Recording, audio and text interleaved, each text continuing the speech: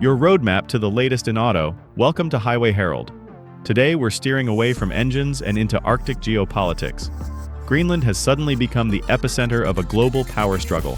As President Trump renews bold claims to annex the island, Canada and Europe are shifting gears, securing billion-dollar mining rights and striking green energy deals that leave America trailing. What sparked this high-stakes showdown in the frozen north? And how did Canada land a $3 billion deal under Washington's nose? Buckle up. Highway Herald is here to break it all down.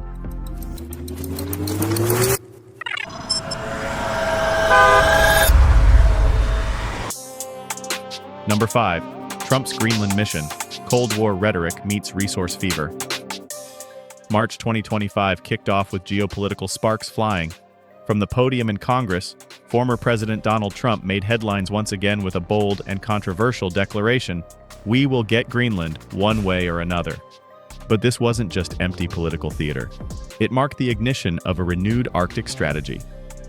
Washington began reviving Cold War-era playbooks, including the Arctic Gap Identification Protocol, and initiated upgrades to radar installations throughout the northern frontier. Yet beneath all the security rhetoric lay a more urgent motive: minerals. Greenland holds a motherlode of geological wealth, an estimated 38 billion tons of rare earth elements, vast deposits of molybdenum, graphite, and zirconium, plus potentially 17 billion barrels of untapped oil. In today's age of electrification and military tech, that's the kind of dirt that defines global power. Voices like Senator Josh Hawley stoked the urgency: if we don't get it, Beijing will. But while Washington flexed its muscles, it was Canada and Europe, armed with economic diplomacy, green tech funding, and mining deals, that began steering the Arctic's future. And when Washington roared, Canada quietly recalibrated the Arctic chessboard through commerce, not confrontation. Number 4. Canada's Arctic Masterstroke: investment over intimidation. While the US dominated headlines with bold rhetoric, Canada was quietly closing deals that reshaped the Arctic landscape. At the center of this calculated move were Greenland Resources Inc. and Amarok Minerals, two companies now seen as the crown jewels of Canada's Arctic engagement. Greenland Resources, once a modest Ontario-based molybdenum explorer, gained powerful backing from the EU's Raw Materials Alliance and the European Investment Bank's Green Fund. Denmark's export credit agency EIFO also stepped in. The result? A 30-year operating license from Greenland's parliament for the Malmbjerg site, projected to yield nearly 33 million pounds of molybdenum annually, enough to satisfy almost a quarter of Europe's future demand. Meanwhile, Amarok Minerals is breathing new life into the Nalunak gold project, thanks to funding from Denmark, Norway's sovereign wealth fund, and even US investors, ironically supporting Canadian-led efforts in Greenland. Canada's strategy didn't rely on military shows or chest thumping. It relied on diplomacy, regional trust, and its middle power finesse, making Ottawa an undeniable force in shaping the Arctic's economic future. But Canada didn't act alone. Europe wasn't just watching. It was ready to amplify the message. Before we delve deeper, make sure to hit that subscribe button here at Highway Herald. Your support keeps us rolling with high-octane content just like this. Number 3. Europe's Arctic play: green rules, sovereignty, and a united front. Europe didn't just applaud Canada's moves, it doubled down. Under the EU's 2023 Critical Raw Materials Act, any vital metals used within the bloc must come from ethical, sustainable sources. Greenland, with its clean governance and low corruption index, fit the bill perfectly. But the EU wanted more: accountability, community employment, and environmental safeguards. In June 2025, a high-profile European delegation landed in Nuuk. French President Macron, Danish Prime Minister Frederiksen, and Greenland's own premier stood shoulder to shoulder to declare, Greenland is not to be sold or taken. It was part solidarity, part message to Washington. The Arctic will not be strong-armed. Even NATO leaders raised red flags over US aggression, fearing that such posturing could fracture alliance unity and harm fragile Arctic environmental frameworks. In response, Denmark ramped up promises of Greenlandic autonomy and infrastructure funding, while the EU signaled deeper economic ties. Europe, Canada, and Greenland weren't playing defense. They were redefining Arctic sovereignty through policy, investment, and public diplomacy. It wasn't a race to grab the Arctic, it was a plan to let Greenland lead it. And if diplomacy drew the map, Critical minerals are now paving the road ahead. Number 2. The critical mineral clash, Greenland's metals power grab. In the global race to secure clean energy dominance, Greenland's rugged, mineral-rich landscape is fast becoming the ultimate prize. Beneath its icy crust lies far more than just molybdenum and gold. It holds a vault of rare earth elements essential to electric vehicles, renewable energy grids, advanced aerospace systems, and next-gen defense technologies.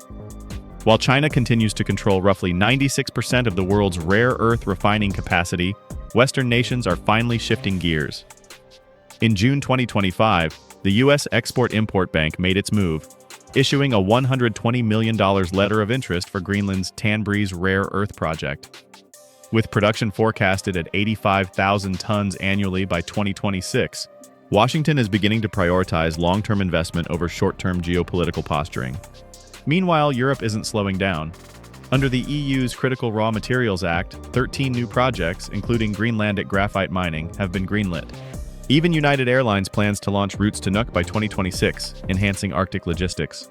Despite harsh terrain and technical hurdles, Greenland is anchoring a new, diversified supply chain.